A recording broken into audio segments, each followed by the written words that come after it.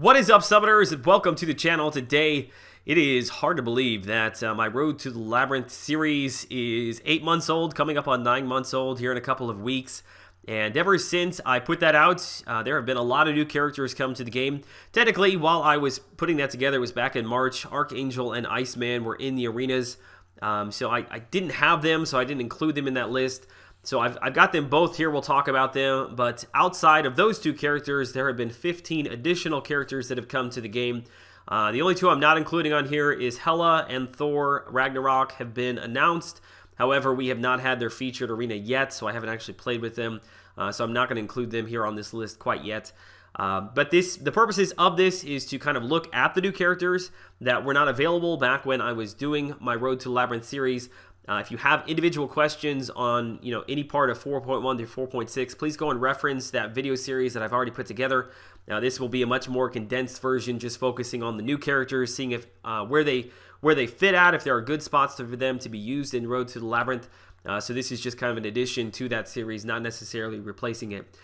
So we'll talk about the three big buffs, debuffs, what have you, that are in Road to the Labyrinth: Spiked Armor, Spite, and Safeguard. And before I get into that, I must say, you probably can hear it, I am very congested, so I apologize. I may have to kind of cut in and out to clear my head so I don't sound too congested. But we'll deal with Spiked Armor first. Spiked Armor, whenever you are attacking the enemy and you crit, part of that damage is reflected to you. So if you have somebody that you that doesn't have regen, basically, or a way to work around that, like Crossbones, who doesn't crit, you'll kill yourself quickly. You do take a lot of damage from Spiked Armor.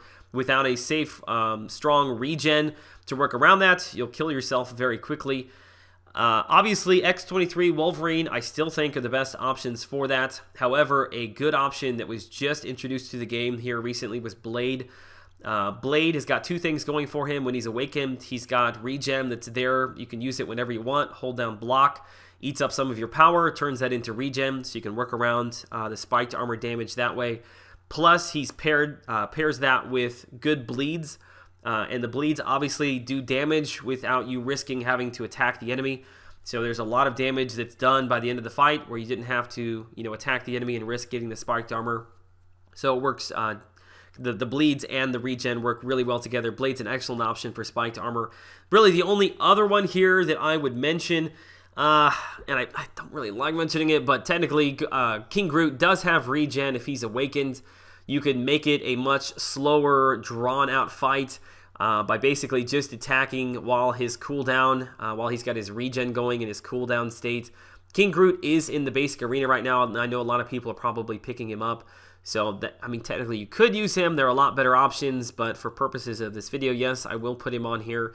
And then the only other one I'll mention is Archangel. Because Archangel applies so quickly, poisons and bleeds and the neurotoxins, you can do that very quickly by only hitting them with a heavy attack. So if they are suspect to a parry stun, you can parry stun into a heavy and then pull back, parry stun heavy, so that you're actually not attacking them a whole lot. So yes, you will be taking Spiked Armor, but the number of hits itself will not be like a normal 5-hit combo. And then he's got really strong, like I said, bleed, poison, neurotoxin that'll be ticking away. So you can finish probably most fights if you just do heavy attacks, probably 30, 35, 40 hits by just doing heavies. Not the best way to do it, but yes, Archangel can be used in that way to work around it a little bit. Spite Armor. Excuse me, not Spite Armor. Spite is the debuff that whenever you have a buff active, so whenever you have like a Fury or an Armor Up, or you have Dexterity, every time you evade back and you get that Dexterity buff, whenever you have a buff up, the enemy is constantly gaining power. Have some sort of power control champ, OG Vision, Regular Vision, Magic, Voodoo, what was the other one? Hawkeye. Yeah, there's a bunch of those we already talked about. When you look at this list, there aren't really any characters that stick out that are really as effective as those characters that I've already mentioned. There are a few you could use if you don't have any of those other characters. Doc Ock is probably the most obvious one. You can get the power lock on the enemy. Use the S3 that extends the power lock timer long enough for you to be able to continually spam the S1 and refresh that. So he is a decent option there if you understand how to use him for power control. Then you got a character like Vulture, especially when he's awakened. You can do a Raptor Strike, which that is, you have to have at least 50 Chitauri energy, but when you dash back and forward and you hit the enemy, it drains 50% of whatever their current power level is, which that one might be a little bit risky. I actually do enjoy Vulture. He's just not the best option here. The way to do it would be to use the S1 over and over again so that you always have energy, Chitauri energy in excess, so that whenever you need to, you can parry stun, dash back forward, Raptor Strike, and drain that power. Green Goblin is kind of in the same boat. Yes, he's got some power control, just not the best option there. If he was a little bit more consistent every time you used a special, getting that power steal, but the fact that it's kind of hit or miss with him, I probably will leave him off this list. The other one that I'll mention is Stark Enhanced Spider-Man. A lot of people probably forget this, but he does have a 50% of current power drain with his heavy. That is on a timer. You can't just use that over and over again. But if you find yourself in a situation where you've pushed them right into 3 bars of power right before it, you can parry stun, use the heavy.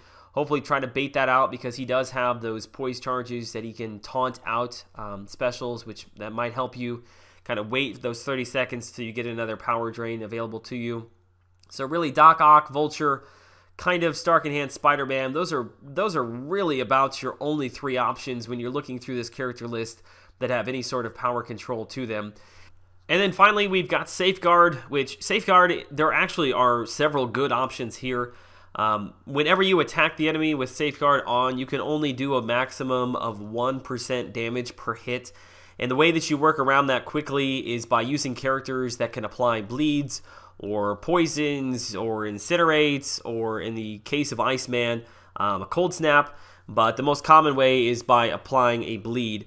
And when you look at this list, there are several good options here. Obviously, the first one that comes to mind there would be Blade, as I mentioned before, with spiked armor. He's good for spiked armor. He's good for Safeguard. Got very strong bleeds, easy to put up. Plus, paired with a regen, makes him a very viable option. Medusa is another very, very strong bleed character. You can use Medusa there. You can technically use Yondu, not quite as strong of a bleed, but still a good bleed.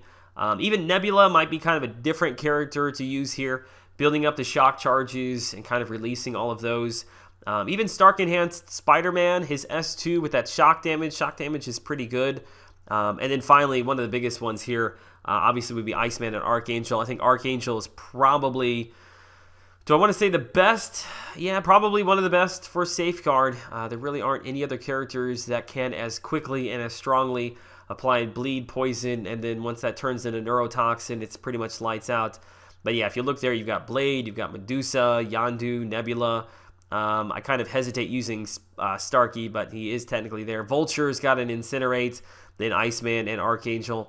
Mephisto does have, he does have his Incinerates, which, if you do have him, that's one way to work around it. Not quite as effective as these other ones that I mentioned, but that is one way to do it. There is one other thing that I do want to say in regards to both Iceman and Archangel. Archangel, there is a fight you can use Archangel for that's going to help you out tremendously. I believe it is 4.4 where you run into the Punisher that has the degeneration on him. No, not degeneration, Starburst. Basically, the lower he gets on health, the more damage passively he's doing to you that ticks away. And when I originally did the video on this, I didn't have a good solution. Basically, if I had Wolverine and X-23, I would use X-23 basically to take out most of his life, and then I would just kind of clean it up with Wolverine. That was one way to get through. The other way that I found fairly effective with using was Magic, with her Limbo being able to reverse a lot of that damage. But you can throw all of those out the window if you've got an Archangel. You can see this video here. Archangel just absolutely destroys the Punisher.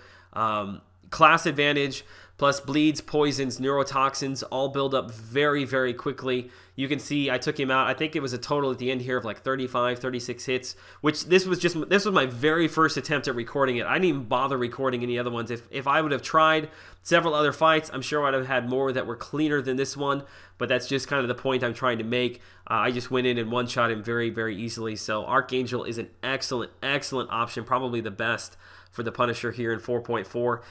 Then finally, Iceman is really, really good for Road to the Labyrinth. You can bring him in with just about any 5-man team that you're going to bring in through 4.1 and 4.6. Double immunities work really well. There's a couple of fights against Abomination. You've got the fight against Scarlet Witch, where she's got the poison, heal block. Don't have to worry about that.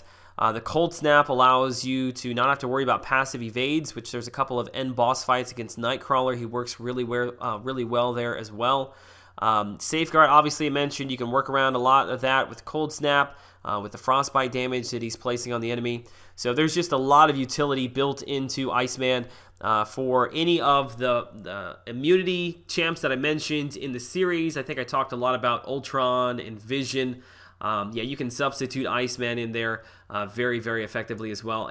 Even Spite armor, I don't think I mentioned that when I was talking about Spite, but he does not have power control. However, you can work around that. You can just push the enemy right into an S3 if need be, because when you have ice armor up, you're going to be taking very, very little damage.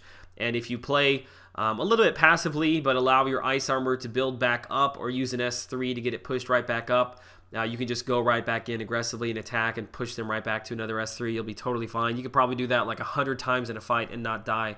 So the point I'm trying to make is that Iceman is a very, very good character to bring in for any of the fights in 4.1 through 4.6. And that is going to wrap up this video. I will mention that I will not continually be updating the Road to the Labyrinth series with videos like this. Probably at some point next year, once the video has been out for like 12 months or so, I'll just go ahead and redo the entire series so that people don't have to continually like look through several additional videos that I keep updating the series with. We'll just scrap everything, start new with the characters that are in the game. But for the time being, I didn't want to update the series yet because it wasn't quite a year old.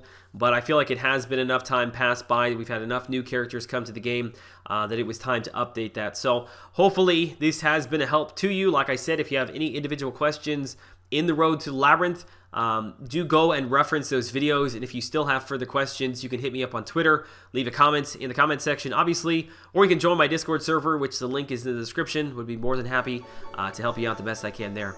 Alright guys, until I see you all in the next one, best of luck in Road to the Labyrinth, and have a great day.